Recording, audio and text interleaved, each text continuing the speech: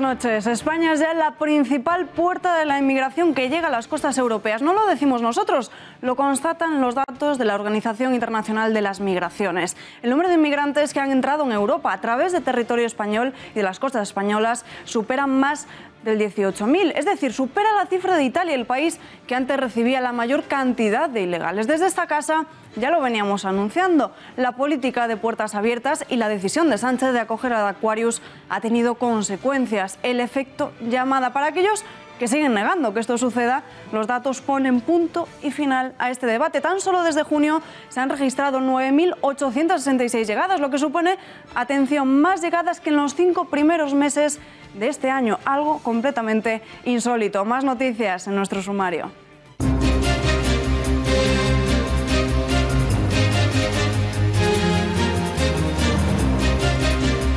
Parece que las filas de Pedro Sánchez no se libran de las polémicas. El último salpicado, Óscar Puente, el número 3 del socialista, se dedica a actividades de ocio durante su jornada laboral. El 3 de mayo de 2017, Puente se escapó a jugar un prestigioso torneo de golf, dejando a un lado sus actividades y responsabilidades como alcalde de Valladolid. Pero no es la única metedura de pata del socialista. En unos minutos veremos las idílicas vacaciones y los supuestos trapicheos en la compra de su vivienda. La tragedia de Spanair vuelve al Congreso de los Diputados. Esta mañana se ha producido la comisión de investigación de la tragedia aérea en la que murieron 154 personas. Uno de los supervivientes ha dicho que los servicios médicos tardaron demasiado tiempo en llegar al lugar del accidente. Se han vivido hoy momentos de tensión cuando la compareciente Magdalena Álvarez se dispuso a responder al portavoz del Partido Popular y también entre esta y la presidenta de la Asociación de Víctimas. Por el momento, los 5 miembros de la manada van a continuar haciendo su vida normal en Sevilla. La Audiencia de Navarra ha decidido mantenerles en libertad provisional y, por tanto, rechazan los recursos presentados que alegaban que existía riesgo de fuga y peligro de reiteración delictiva. Sin embargo, los magistrados entienden que las medidas cautelares impuestas son suficientes. Solo uno de los 3 jueces ha emitido un voto particular. Queda pendiente de decidir sobre la revocación de la prisión provisional del guardia civil que quiso renovar su pasaporte. Multa histórica a Google, más de 4.340.000 euros por prácticas monopolíticas. Bruselas sostiene que el gigante tecnológico obliga a los fabricantes a preinstalar en los dispositivos Android aplicaciones como el navegador o buscador de Google. A pesar de ser una cifra astronómica, no se acerca ni de lejos a lo que tenían planteado inicialmente, que ascendía a los 9 millones de euros, lo que supondría un 10% de su facturación anual. La empresa ya ha anunciado que va a recurrir y tiene 90 días para eliminar este sistema de forma efectiva. Today, the Commission has decided to fine Google 4.34 billion euros for breaching EU antitrust rules.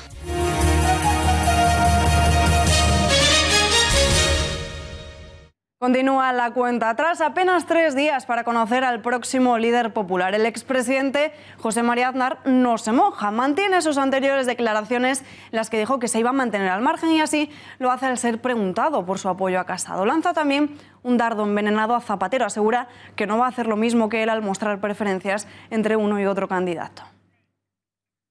En el Congreso del Partido Popular yo he dicho que yo iba a estar durante todo el Congreso al margen del procedimiento establecido para el Congreso y así me he mantenido durante todo el Congreso. Yo creo que España, que vive una situación política delicada, necesita una refundación muy importante del centro derecha nacional. También necesitaría que la izquierda se nacionalizara y hubiese un centro izquierda nacional, pero parece ser que la izquierda ha decidido jugar su partida con los más radicales, bien sea con los radicales chavistas de Podemos, bien sea con los separatistas. La refundación del centro derecha nacional sea absolutamente indispensable, por un factor de estabilidad democrática y por un factor de propia supervivencia del Partido Popular. Crece la tensión y la guerra de cifras por ver quién tiene más compromisarios. Ambos aspirantes a suceder a Rajoy contabilizan un 60% de apoyos cada uno, algo imposible. Pero a García Margallo le salen las cuentas y dice que está completamente seguro de que Casado será el vencedor. Lo que sí le puedo decir es que el milagro de la integración que ha producido o que ha provocado Soraya no tenía precedentes, o sea que voten lo mismo Esperanza Aguirre y Alberto Ruiz Gallardón es un auténtico prodigio de la naturaleza, ¿eh? Varias informaciones apuntan durante las últimas horas a que el presidente de la Xunta de Galicia habría pedido a los compromisarios que votasen a favor de Pablo Casado. Alberto Núñez Feijóo lo niega todo y no le parece correcto que un dirigente use su cargo para influir en este tipo de decisiones. Y seguimos en la página del Partido Popular porque no queda nada para conocer quién va a ser el próximo sucesor de Rajoy. Los dos frentes, el de Pablo Casado y el de Soraya Sáenz de Santamaría, se han mantenido fuertes durante los últimos días. Una campaña marcada por los vídeos incendiarios y por la guerra de compromisarios.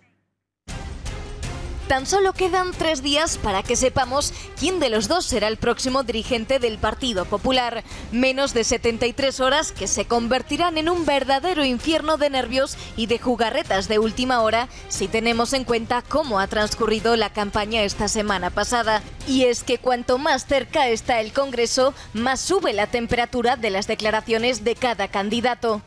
Hay que salir del debate de las normas, del debate del género. Yo escucho hablar... Ahora le escuchará, precisamente hablando del debate del género. ¿Qué sexo tenemos los candidatos? Pablo Casado vende que es joven. Eso se arregla con el tiempo. Yo soy mujer, eso ya no se arregla con el tiempo. Y es que la cordial imagen de Casado y Soraya compartiendo cena no fue más que un calientamotores para lo que ocurriría a continuación. Una reunión secreta en la que Sáenz de Santamaría le ofrecería una candidatura única, pero Casado siguió en sus 13. Que no sé por qué seguimos hablando de paralizar un proceso en mitad del partido. Ella insiste mucho en ya, que, pero bueno, que va a haber hay un proceso de doble que va a haber lista unitaria. No va a haberla. No va a haberla. ¿Seguro? ¿Lo descarta al 100%? Antes de la, por 100%, pero antes de la votación es que no debe haberla. Fuimos testigos de una gran guerra propagandística entre ambos bandos. La canción de Cuéntame vino a recordarle a Soraya que era absurdo querer liderar una regeneración en el PP cuando sus apoyos llevaban más de 30 años en el partido. Eso sí, de forma supuestamente anónima, aunque las malas lenguas señalen a la propia Aguirre como autora del vídeo. Y días más tarde reaparecía Cuéntame con la réplica, esta vez contra Casado. ¿Cómo se va a renovar el PP si Casado también cuenta con los votos de los propios fundadores y de quienes están manchados de corrupción? Aunque en este vídeo sí que hubo un punto que llamó mucho la atención.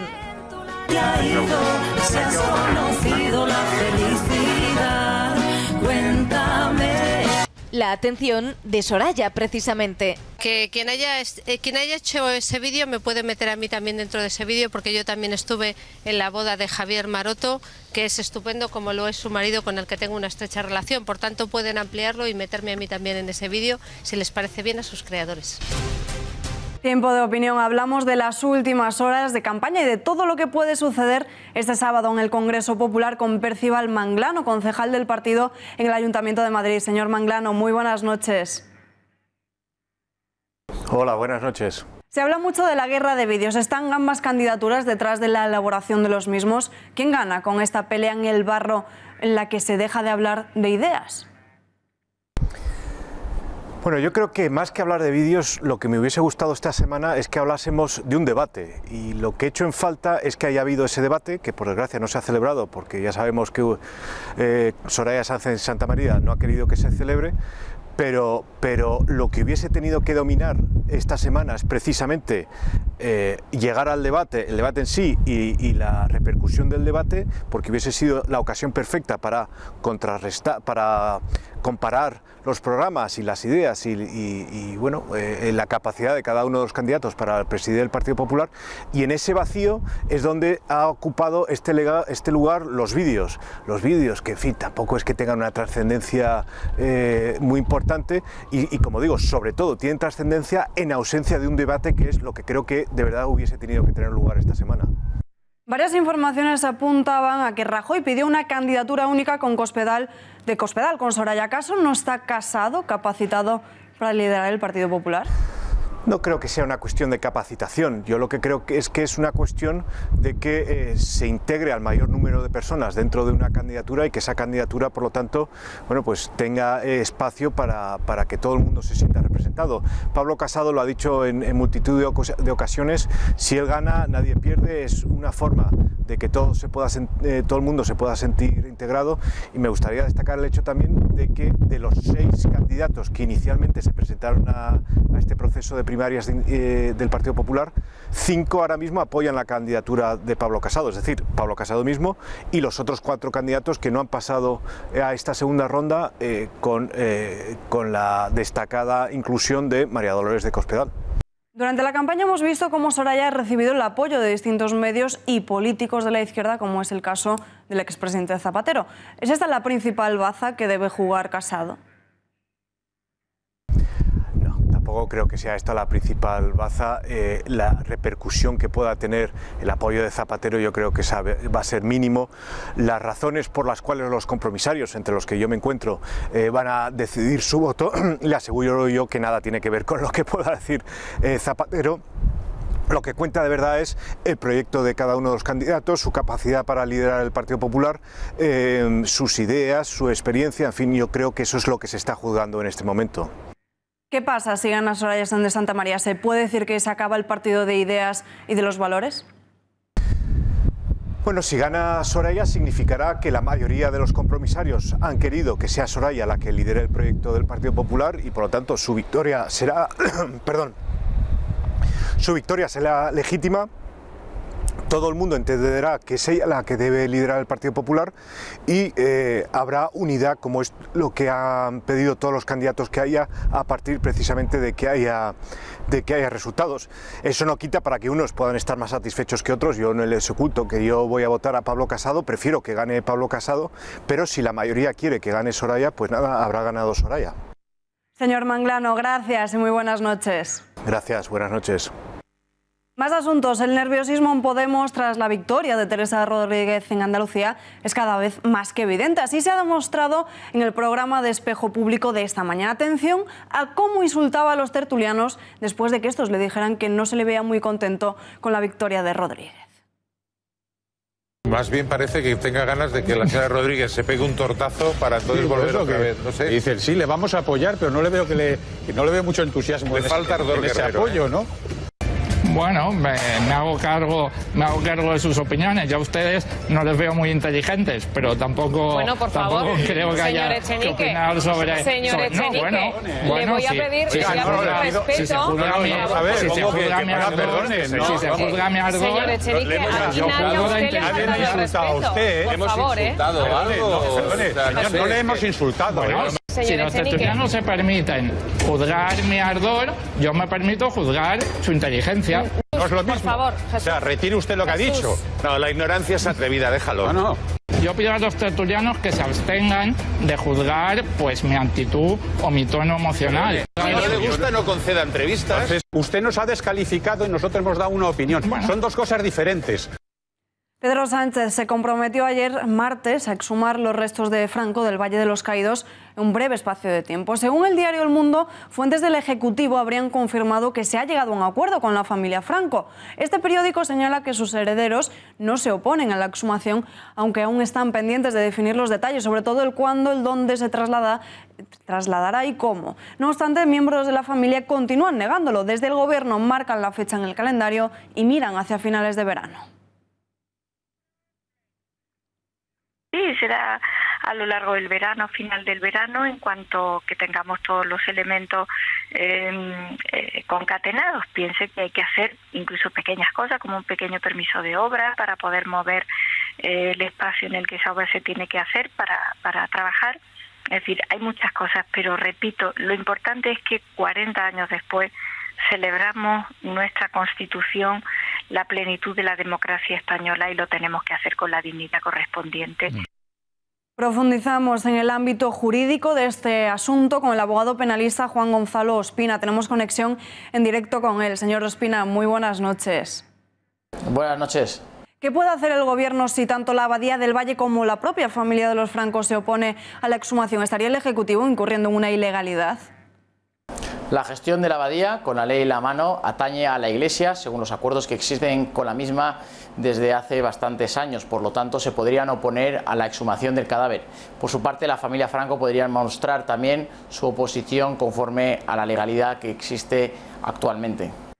El Gobierno, sin embargo, da por hecho que a finales de este verano se van a trasladar los restos de Franco. La familia ya ha anunciado que podrían presentar una demanda por profanación. Se ajusta a derecho, tendría recorrido, por así decirlo, esta demanda.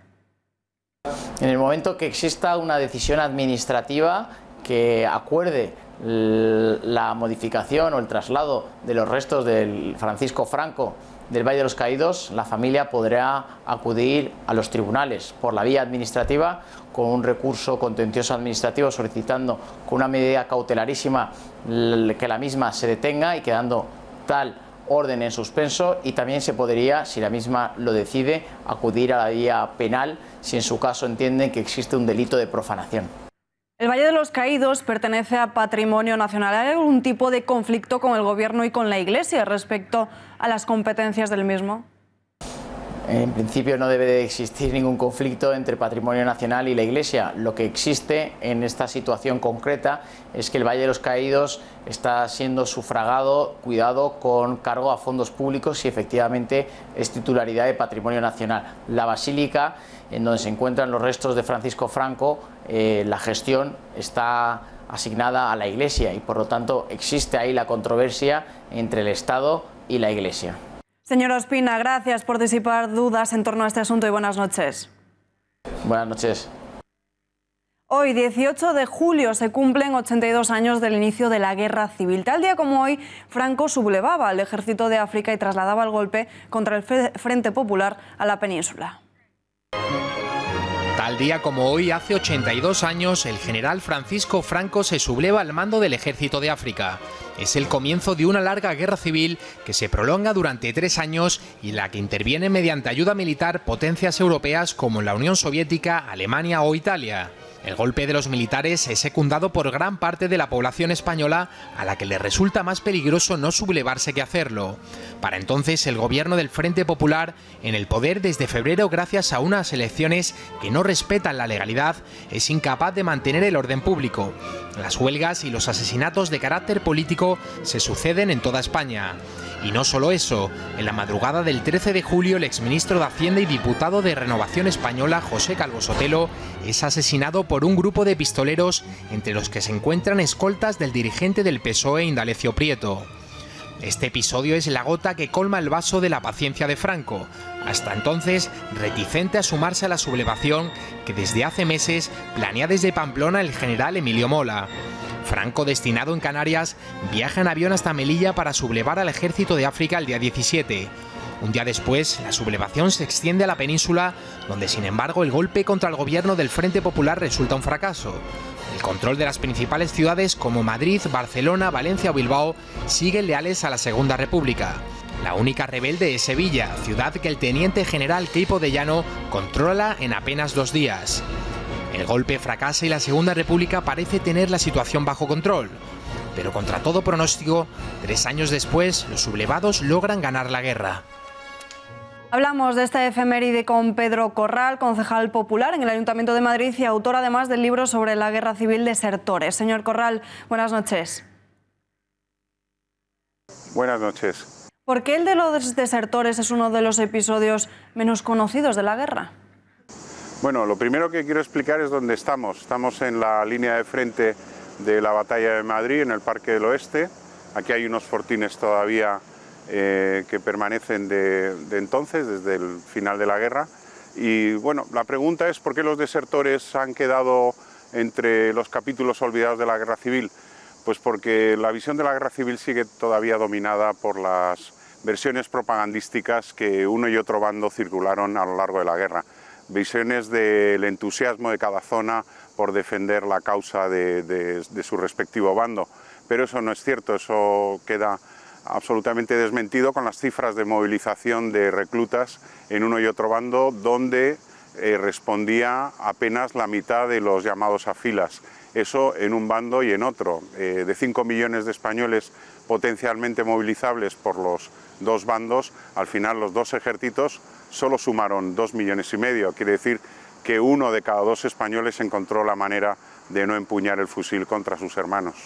¿En qué bando hubo más deserciones? La primera etapa de la guerra hay una gran preocupación en el bando nacional, en el bando sublevado, porque había soldados que combatían lejos de sus familias y desertaban a la zona en la que estaban las familias porque les había pillado el golpe militar en zona nacional. Pero la preocupación luego ya casi exclusiva por las deserciones se va a producir en el bando republicano a partir del año 38, con medidas muy severas como la detención del padre del desertor para que ocupara su puesto en las trincheras, por ejemplo. ¿Por qué la guerra civil ha dejado de ser un campo exclusivo de estudio de la historiografía en munición política en pleno siglo XXI? Bueno, porque la guerra civil se ha convertido en un arma de confrontación política, ¿no? Un arma para estigmatizar o para etiquetar al contrario, al que piensa diferente a ti, ¿no? Eso lo estamos viendo en la sociedad española, sobre todo en la política, y se ha roto ese consenso, ese pacto de concordia y reconciliación que se fundamentaba sobre todo en no hacer uso político de la guerra civil, que fue un desastre, que fue un gran fracaso nacional y del que todos deberíamos seguir aprendiendo, que nunca más la violencia y el odio entre españoles. Pedro Corral, gracias por atender a las cámaras de este informativo y muy buenas noches. Gracias a ustedes, como siempre. Y seguimos hablando de este aniversario con el historiador y director de Tiempos Modernos, Fernando Paz. Tenemos conexión en directo con él. Fernando, muy buenas noches. Muy buenas noches. ¿Qué sucedió tal día como hoy hace 82 años? Bueno, el 18 de julio de 1936 se produjo el alzamiento, el levantamiento nacional, la sublevación que tuvo lugar pues, en esa fecha de las fuerzas que se oponían a la deriva que en ese momento estaba imprimiendo el gobierno del Frente Popular a la República. Un levantamiento que se produjo prácticamente en toda España, que en algunos lugares triunfó y en otros fracasó. ¿Cuál fue el hecho que empujó a Franco a sublevarse contra el Frente Popular el 18 de julio? Bueno, Franco era muy reticente a sumarse a la sublevación, que estaba preparada desde antes, precisamente por esa actuación del gobierno republicano, pero fue el asesinato de Calvo Sotelo, el que en su caso, como en el de algunos otros de entre los que se sublevaron, fue lo que le determinó a pasar a formar parte de la sublevación.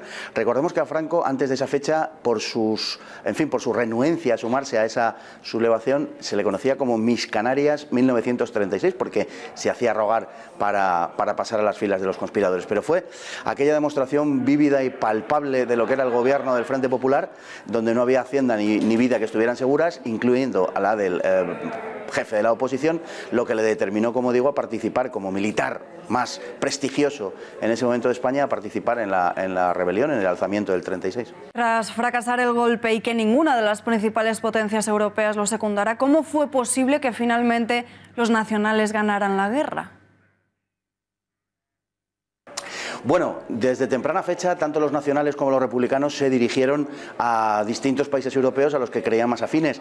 Los nacionales encontraron ayuda, una temprana ayuda, en los alemanes y en los italianos. Bien es verdad que al principio esa ayuda era poco nutrida, pero en principio, sin duda, el punto de partida o la posición de partida de los sublevados era muy inferior a la de los republicanos. De hecho, hay una alocución del 8 de agosto, si no recuerdo mal, del 36 de Indalecio Prieto en Radio Madrid, donde dice que debería ascender hasta el valor de los sublevados, debería ascender hasta las más altas cotas de la épica para tener alguna posibilidad de vencer sobre los gubernamentales, puesto que estos disponían absolutamente de todo, de los recursos industriales, de la mayor parte del ejército, del reconocimiento internacional, del oro del Banco de España, de la mayor parte de las costas, en fin, de prácticamente todo. Cada cual que saque sus consecuencias. Lo cierto es que aquellos que no tenían prácticamente ninguna posibilidad de triunfo acabaron ganando la guerra. Fernando, gracias por tu análisis y buenas noches. Muy buenas noches. Hay vacaciones que muy pocos españoles pueden permitirse. Es el caso de los días paradisíacos del alcalde socialista de Valladolid. Óscar Puente disfruta desde el pasado viernes de sus vacaciones en uno de los destinos más caros y exclusivos de toda España, la urbanización Puente Romano, situada en plena Milla de Oro de Marbella, una zona en la que el alquiler de un apartamento ronda los 18.000 euros mensuales, es decir, 600 al día durante la temporada de verano. Incluso en el mes de agosto las habitaciones incluso bajan difícilmente de los 1.000 euros por noche. Tal y como publica OK Diario, se puede ver cómo Puente pasa el día en la piscina del hotel junto a su familia. La urbanización está dividida en 3 grandes zonas, la del jardín andaluz, el jardín pérsico y el jardín japonés. Cuenta con 3 grandes piscinas y está rodeada por más de 100.000 metros cuadrados de jardines tropicales. Pero no es esta la última polémica que hemos conocido de Óscar Puente, según el medio de Eduardo Inda. Atención, porque el socialista habría adquirido su casa de 280 metros cuadrados por una cifra que levanta más que sospechas. Habría conseguido una rebaja en el precio de más, atención, 400.000 euros. El polémico alcalde socialista de Valladolid, Óscar Puente, compró una impresionante casa de 280 metros cuadrados por 200.000 euros en lugar de su precio inicial de 700.000 euros. El portavoz de la Ejecutiva Federal del PSOE adquirió esta vivienda en 2013 gracias a una importante rebaja bancaria por parte de la entidad portuguesa Caixa Geral S.A. Según publica OK Diario, los anteriores inquilinos fueron desocupados de forma forzosa en 2012 y la casa fue recuperada por el banco. Un año antes, Puente y su esposa habían presentado una oferta de 600.000 euros al banco portugués, principal acreedor de aquellos propietarios. Sin embargo, aquella operación nunca llegó a materializarse porque Puente no consiguió vender la que era su vivienda en ese momento.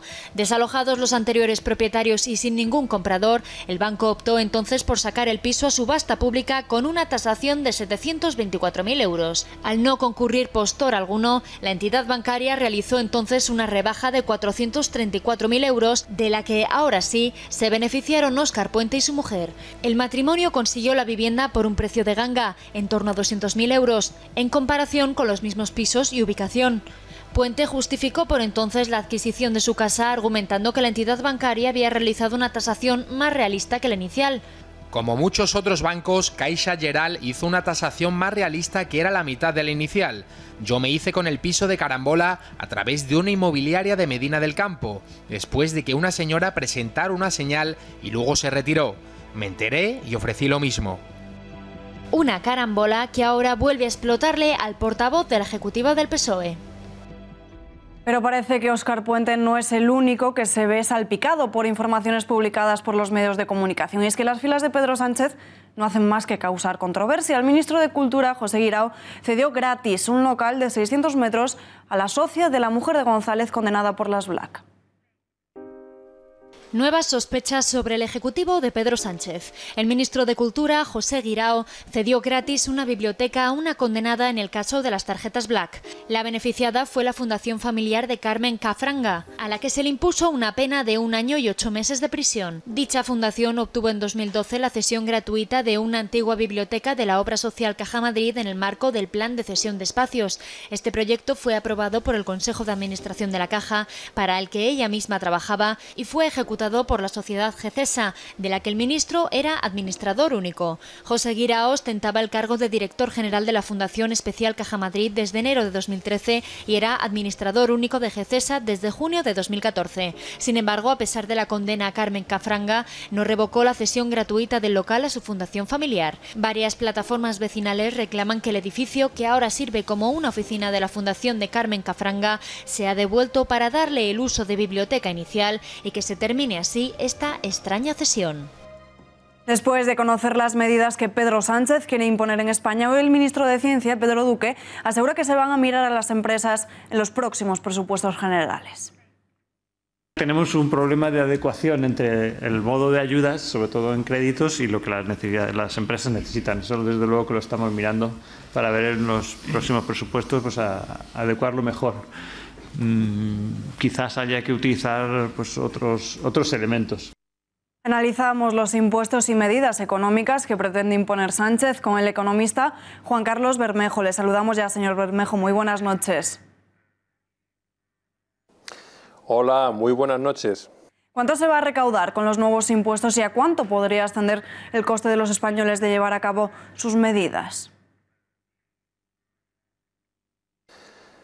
Bien, dentro de las medidas que ha anunciado Sánchez, digamos que hay dos que son fundamentalmente las más importantes. Una sería la subida al 15% del impuesto de sociedades para lo que él denomina los grupos, que son los que facturan más de 8 millones de euros. que eso podría suponer unos 4.000 millones, y la tasa a las transacciones financieras, lo que se llama en otros lugares la tasa TOBI. Pues bien, en mi opinión, lo que va a provocar la primera de las medidas es que las empresas, al aumentar sus costes, lo que van a hacer es repercutirlo en los salarios de los trabajadores. Por lo tanto, se recaudará menos en IRPF y en cotizaciones sociales. Y la segunda, pues ya tenemos la experiencia de lo que ocurrió en Francia, que tuvieron que quitar la tasa porque fue un absoluto fracaso. Por lo tanto, yo creo que principalmente esas medidas no van a ser efectivas. Y bueno, la del diésel y la de la lucha contra el fraude fiscal, pues realmente eso, en mi opinión, es el chocolate del loro y tampoco va a tener ninguna repercusión, porque España tiene un déficit de más de 40.000 millones. Sánchez ha ofrecido una negociación con el resto de partidos para crear un nuevo pacto de Toledo y que así se actualicen las pensiones con el IPC. ¿Es esto realmente posible? ¿Se podría llevar a cabo? Bueno, seguro que todos los partidos querrán llegar a un acuerdo para equiparar al IPC las pensiones. Pero, insisto, ese no es el problema. El problema de las pensiones no es de equiparación con el IPC, es de sostenibilidad. Y entonces lo que yo le diría a Sánchez es que lo que tiene que hacer es coger el dinero de donde hay, es decir, de la industria política del despilfarro, que son 100.000 millones de euros al año, y ponerlo donde no hay, es decir, en el fondo de pensiones, sin tener que subir impuestos ni subir las cotizaciones. También podría llevarse a cabo la famosa tasa Google, en la que habría que pagar impuestos por la intermediación de servicios y también en cada venta de datos digitales. ¿Cómo se vería afectado el sector tecnológico? ¿Podría provocar esta medida el traslado de las sedes de algunas empresas a otros países? Bien, el que entienda un poco de este asunto sabe que en el espacio económico europeo hay libertad de mercaderías y por lo tanto yo puedo comprar un producto y la empresa está situada en otro país de la Unión Europea. Es decir, se pueden trasladar las empresas y poder hacer las transacciones con lo que se denomina el IVA intracomunitario y además luego pues tributarían en esos países. Por lo tanto, probablemente si se pone esta tasa lo que provocará es la salida de empresas de este tipo de España. Señor Bermejo, gracias y muy buenas noches. Un placer.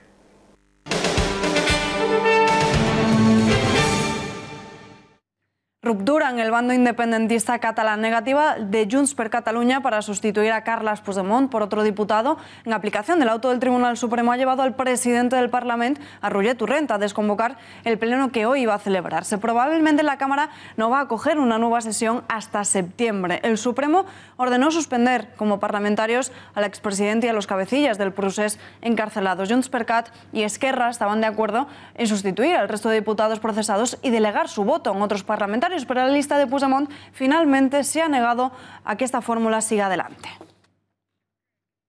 Una desconvocatoria del Pleno que desde el bando constitucionalista ven intolerable. Mientras que Inés Arrimadas critica el ridículo espantoso, Junts per Cat asegura que nunca permitiría bajo ningún concepto la suspensión de Puigdemont y desde Esquerra les acusan de mentir descaradamente. Nosotros, Junts per Catalunya, nunca aceptaremos la sustitución por otro diputado del presidente Puigdemont. No podemos apoyar ninguna propuesta que valide o que signifique la suspensión y la sustitución del presidente Puigdemont. Inconcebible que se salga aquí, que se mienta respecto a este acuerdo que todos conocíais que no existía. Había una propuesta. Para nosotros había una propuesta que funcionaba, teníamos una opción de preservar los derechos de los diputados. Por tanto, nos parece intolerable, por no hablar del ridículo espantoso, del espectáculo lamentable que ha vuelto a visualizar hoy el separatismo delante de todo el mundo. Lo que no podemos tolerar es que no se cumplan las resoluciones judiciales y encima se cierre el Parlamento a cal y canto cada vez que a Puigdemont le viene en gana. Continúa la guerra abierta entre el Ayuntamiento de Madrid y la Policía Municipal. El equipo de Carmena acusa a 228 agentes que presentaron una baja médica durante la celebración del pasado Orgullo Gay en la capital. Según el delegado de Salud, Seguridad y Emergencias del Ayuntamiento de Madrid, Javier Barbero, Asuntos Internos están mirando con lupa las bajas médicas de los policías. Y en la edición del Orgullo de 2017 hubo ya 9 bajas, en la edición de este año, de 2018, se han disparado hasta más de 200. Pero para Barbero, no hay duda de que hay un conflicto por razones políticas y avisa de que la respuesta por parte del Ayuntamiento será contundente. Y hablamos de la polémica entre el Ayuntamiento de Madrid y la Policía Municipal con el portavoz del CESIF, Víctor Martínez. Señor Martínez, muy buenas noches. Hola, ¿qué tal? Buenas noches. Es cierto, tal y como denuncia el Ayuntamiento, que más de 200 agentes estuvieron de baja durante la celebración del Orgullo Gay. Sí, pues es posible que haya habido más de 200 bajas. Estamos hablando de un colectivo de más de 6.000 trabajadores y 200 bajas es un poco más del 3%, con lo cual pues posiblemente sí haya habido ese número de bajas, sí.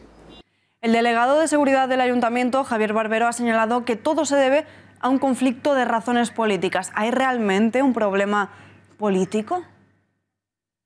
Bien, después de los 3 años que lleva esta corporación maltratando al cuerpo de la Policía Municipal de Madrid, después de más de 3 años el sindicato CESIF intentando sentarse con esta corporación a negociar un acuerdo en condiciones, unas condiciones de trabajo y laborables que puedan dar solución a este conflicto, por nuestra parte sí entendemos que hay un problema político, pero por parte de la corporación. Es una corporación que desde el principio ha dicho que no quiere policía municipal y está haciendo lo posible porque así sea.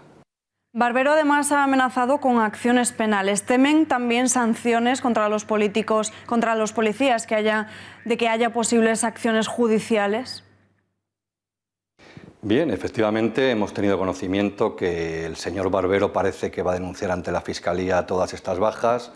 Ha mandado ya cartas a compañeros que estuvieron de baja el fin de semana pasado y el anterior, incoando expedientes disciplinarios, y miedo a los compañeros no tienen ninguno. Todos los policías que han estado de baja han llevado su parte de baja médico, firmado por un facultativo de la Seguridad Social, y si tienen que investigar, pues tendrán que investigar tanto a los policías como al médico que ha firmado el parte. Nosotros sabemos que nuestros compañeros que estuvieron de baja lo estuvieron realmente, y los que siguieron trabajando en unas condiciones muy duras y penosas.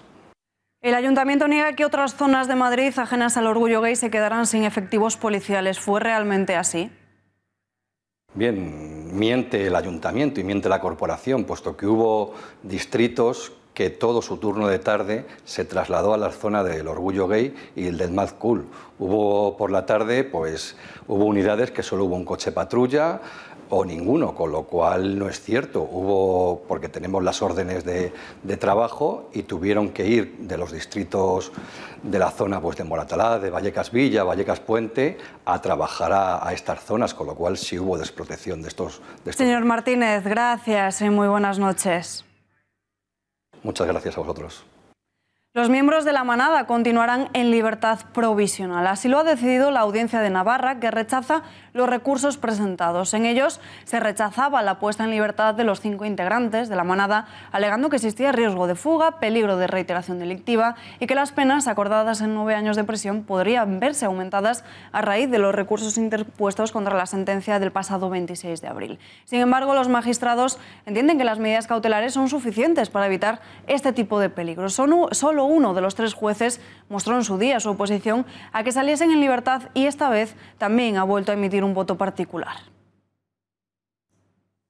La adopción de otras medidas cautelares menos gravosas que la prisión provisional descansa inevitablemente la confianza de que las fuerzas y cuerpos de seguridad del Estado actuarán conforme al principio de eficacia que les debe ser propio, posibilitando la efectividad de tales medidas, incluida, en su caso, la pronta localización de los procesados si incumplieran alguna de las obligaciones o prohibiciones que le han sido impuestas, contribuyendo así al fin de evitar que eludan la acción de la justicia. Una jueza anula una multa de tráfico porque la señal estaba solo en catalán. La infractora se ha librado de pagar 60 euros por aparcar en una zona de carga y descarga que se advertía con imágenes y líneas en el suelo. Pónganse en situación, están ustedes estacionando su vehículo y cuando salen se encuentran con esta señal. Si no entienden el catalán no tienen por qué adivinar lo que pone en esta señal de tráfico, ¿no creen? Eso es lo que ha alegado una mujer tras ser sancionada el pasado mes de junio con la infracción leve de aparcar en zona de carga y descarga en Barcelona. 60 euros. Pues la juez le ha dado la razón a la infractora. La multa ha quedado anulada debido a que la señal estaba exclusivamente en catalán. El Juzgado Contencioso Administrativo 8 de Barcelona asume que el artículo 56 de la Ley sobre Tráfico obliga a que las indicaciones escritas de las señales se expresen al menos en la lengua española oficial del Estado, por lo que el ayuntamiento incumplió dicha ley. Esa señal tan solo estaba en catalán, cuando debía estar en castellano y de forma optativa también en catalán. Caso cerrado. Un hombre pasa la noche atrincherado con una escopeta en la vivienda tras una discusión con su hermano en un municipio de Cantabria. Marta García Villanueva finalmente se ha escapado y armado. Han conseguido detenerle ya. Muy buenas noches. Bueno, Alba, pues no, la policía aún no ha conseguido dar con él, pero el operativo de búsqueda sigue en marcha. Luciano Simón consiguió huir de los agentes, pero estos dicen que tienen controlada la zona también por carretera para evitar que salga del municipio. Se desconoce cómo y por dónde salió de su vivienda, en la que estuvo atrincherada más de 12 horas y desde la que disparó a los agentes, de hecho, lesionando a uno de ellos. El huido tiene antecedentes por drogas, lesiones, robo con violencia y atentado a la autoridad, y por ello se recomienda a la ciudadanía que no salgan de sus casas porque podría seguir armado. De hecho, el pueblo está acordonado por la policía desde ayer por la noche y no está permitido el acceso a él por carretera. 9 de la noche del martes, Luciano Simón, de 58 años y vecino de la localidad cántabra de Camaleño, mantiene una trifulca por drogas con su propio hermano. Es él quien llama a la Guardia Civil y cuando los agentes se presentan en la casa, Luciano les recibe a tiros. Llegan los refuerzos, 8 patrullas más, y el atrincherado comienza a abrir fuego a bocajarro. Más de 150 tiros con una escopeta de caza. Uno de estos alcanza en un pie a un agente que resulta herido. Ya es noche cerrada, cortan la luz del pueblo para evitar ser descubiertos y tras 11 horas encerrado, la Guardia Civil decide entrar a por él. Pero la sorpresa no puede ser mayor. Luciano había escapado por un ventáculo de la casa aprovechando un momento de confusión en la llegada de refuerzos. En estos momentos, más de un centenar de agentes le buscan, por tierra y por aire. Se cree que ha podido huir hacia las montañas, pero no se descarta que haya podido esconderse en alguna casa del pueblo. Por ello, las autoridades piden la máxima colaboración ciudadana y recomiendan no salir de sus casas, ya que Luciano podría seguir armado. Además, en su historial figuran antecedentes por tráfico de drogas y robo con violencia.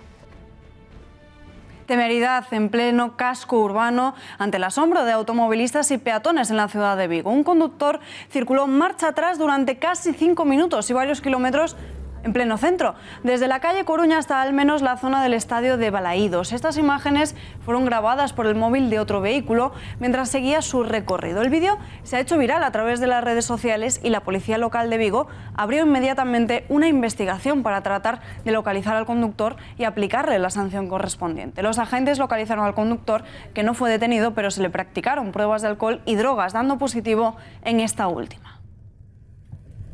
Más de 2 millones de conductores reconocen ser altamente agresivos al volante, de los cuales 300.000 admiten haber estado implicados en accidentes con víctimas en los últimos 5 años y más de 100.000 haber provocado algún siniestro. Así lo refleja un estudio de la Fundación Línea Directa y la Universidad de Valencia. Según el estudio Influencia de la agresividad en los accidentes de tráfico realizado por la Fundación Línea Directa a 1.700 conductores, 1 de cada 10 conductores reconoce ser agresivo al volante. Esta cifra supone que 2,8 millones de conductores agresivos circulan por las carreteras españolas, generando así alrededor de 300.000 accidentes. La conducción agresiva multiplica por 10 el riesgo de sufrir un accidente y por 30 el riesgo de hacerlo con heridos graves. Este tipo de conductor se siente invulnerable, pierde la concentración, es irresponsable y arriesga más de lo debido, lo que deriva en mayor velocidad, más infracciones y más distracciones. El estudio también ha dibujado el perfil de este tipo de conductor, un hombre de unos 32 años de edad, con pareja y estudios medios, que pierde más puntos de carné que la media. Estos conductores suelen reaccionar con gran vehemencia y con mayor agresividad contra mujeres y conductores nobles. Finalmente, el estudio ha determinado que la conducción agresiva es provocada principalmente por el estrés, la actitud de otros conductores y por los atascos. Cada año que pasa, los españoles se reinventan y cambian la forma de pasar sus vacaciones. Miriam Olivas, muy buenas noches. ¿Cuáles son las nuevas formas de turismo? Buenas noches, Salva. Así es, cada año los españoles buscamos una nueva forma de turismo y este año la más frecuente es la de la autocaravana. Esta forma de viajar que hace algunos años parecía que era solo cosa de los más aventureros, pero que sin embargo es más frecuente cada vez en las carreteras españolas. Este año, de enero a junio, ha habido más de 3.000 matriculaciones de autocaravanas y ha habido un incremento en los últimos 4 años de venta de caravanas en un 350%. ¿Y a qué se debe esto? Pues que cada vez buscamos un ocio que nos permita estar más cerca de la naturaleza y también y que nos ofrezca una movilidad total, algo que sin duda cumple a la perfección el uso de la autocaravana. La casa cuesta si a viajar. Las autocaravanas se están convirtiendo cada vez con más fuerza en una nueva forma de hacer turismo. Lo que antes parecía que era solo cosa de aventureros, ahora es una moda extendida. Moverte donde quieras y cuando quieras, lejos de las reservas de hotel, de los mismos atardeceres durante tus días de vacaciones, de tener que coger ese tren reservado cuando quieres quedarte, ese vehículo sobre todo aporta libertad. Te permite buscar diferentes paisajes llevando encima todo lo imprescindible para que tus escapadas sean completas. Es esto de lo que los usuarios se han dado cuenta y por eso, tras una bajada en el mercado de la autocaravana entre 2008 y 2013, en 2014 repuntó de forma histórica. Durante estos 4 años, la venta ha aumentado un 350%. Este año se han matriculado 3.621 caravanas, un 11% más que en el año anterior. La Asociación Española de la Industria y Comercio del Caravaning asegura que esta tendencia se produce porque se buscan nuevas formas de ocio que nos permitan estar en contacto con la naturaleza y con las que podamos gozar de una movilidad total. Además, para todos los que apuestan por un verano sobre ruedas, existen diferentes aplicaciones que hacen más fácil el trayecto. El foro furgop.org es uno de los más famosos, especialmente arroja datos sobre sitios perfectos para poder estacionarte sin riesgo de multas, en un lugar bonito y con sitios para visitar. Eso sí, es un capricho caro.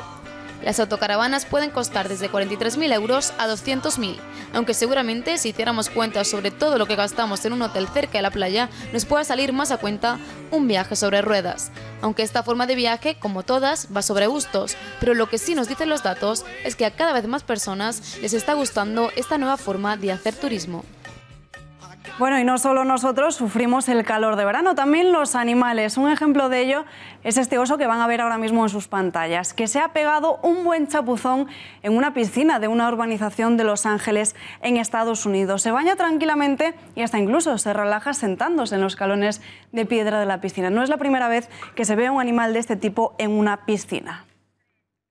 La compañía aérea de Ryanair cancela más de 400 vuelos en nuestro país por una huelga de los tripulantes de cabina. Será entre los días 25 y 26 y se cifra en 100.000 los clientes afectados en Europa. La aerolínea irlandesa va a cancelar el 12% de vuelos diarios que se operan en Europa, es decir, 600 vuelos cancelados en toda Europa. En un comunicado, Ryanair ha confirmado que esta mañana ha contactado con todos los clientes afectados para avisarles con 7 días de antelación de que sus vuelos han sido cancelados debido a la huelga. Se les ha dado posibilidad de reubicarse en un vuelo alternativo que se vaya a operar 7 días antes o 7 días después del día 25 y del día 26 de julio, o también el reembolso del coste total del billete.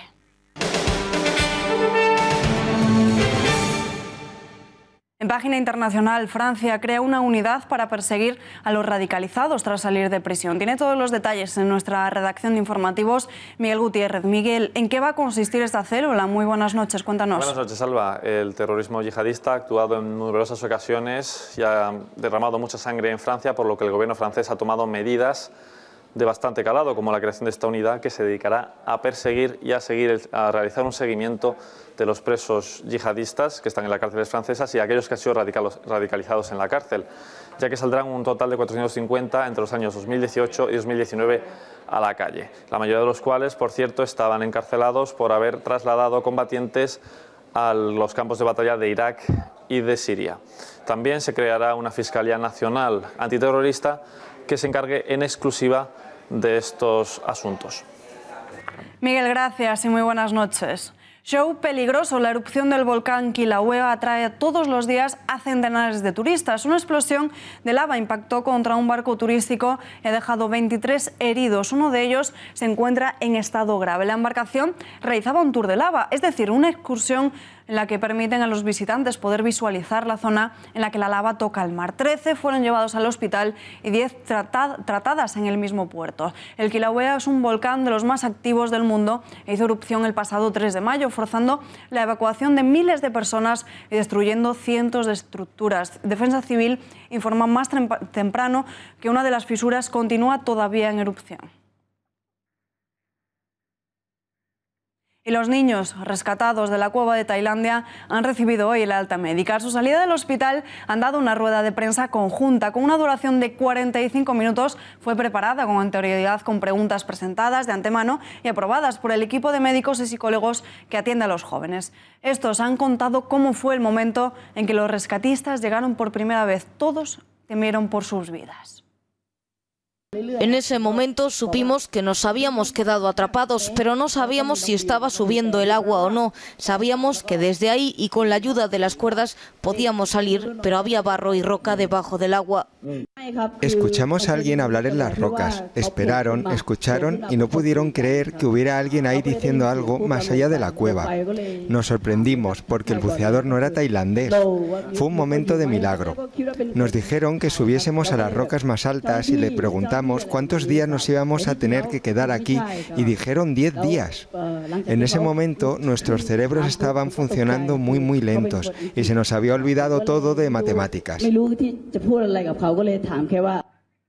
Y nos vamos en directo hasta nuestra redacción porque tenemos conexión con Gonzalo Vans. Gonzalo, muy buenas noches. Cuéntanos qué es lo que podremos ver esta noche en El Gato al Agua. ¿Qué tal, Alba? Muy buenas noches. Pues bueno, vamos a hablar de asuntos yo creo muy interesantes. Evidentemente vamos a hablar del Partido Popular, de esas...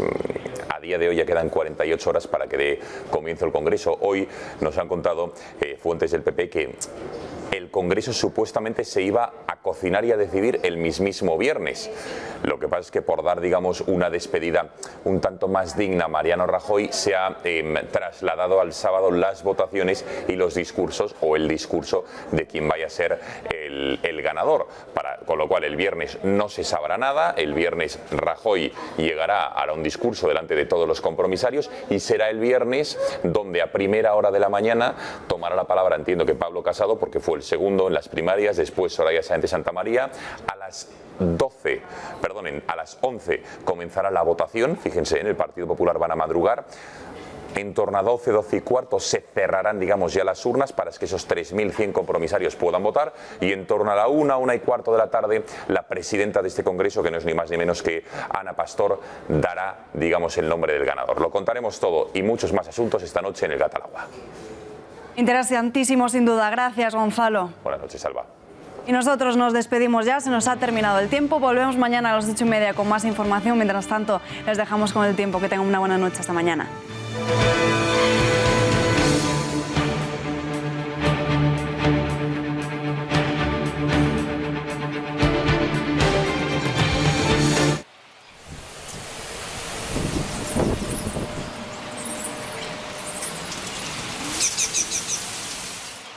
Durante este jueves todavía vamos a tener un poco de aire más frío en altura en capas altas de la atmósfera, y esto va a hacer que tengamos algunos chubascos y lluvias en puntos del noroeste peninsular.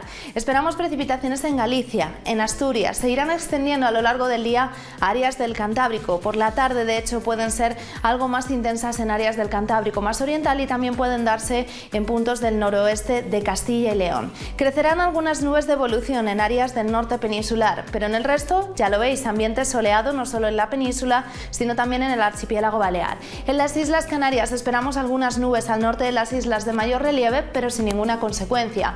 Y en cuanto a los termómetros, bajan las temperaturas mínimas en puntos del oeste peninsular.